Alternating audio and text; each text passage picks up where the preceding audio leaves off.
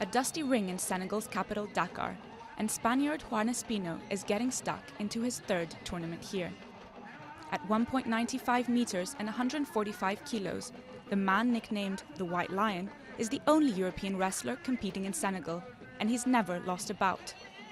Juan, who competes in over 20 different forms of wrestling all over the world, fell into the sport almost by accident.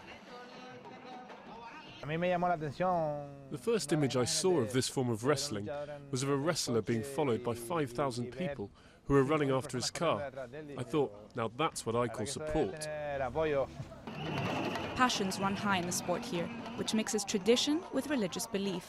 Successful fighters are fated as heroes, and thousands of youngsters dream of making it big in the ring. And for good reason. The best wrestlers can earn more money than footballers, Senegal's other hugely popular sport. The bouts are broadcast on television, and pictures of the athletes are plastered on billboards everywhere. And even though Espino doesn't actually live in Senegal, he's a famous figure here too. He's quite simply setting an example in the sporting field, and I know that he can appear in advertisements because he constitutes an example. A white man competing in Senegalese wrestling. It's an exception. An exception who nevertheless follows tradition.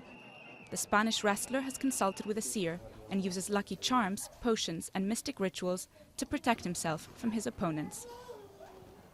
I try to understand and integrate myself in the culture and the tradition of Senegalese wrestling. The Senegalese press is taking an ever stronger interest in this phenomenon, as Juan Espino prepares for his next fights, hoping to strengthen his following among old and young alike.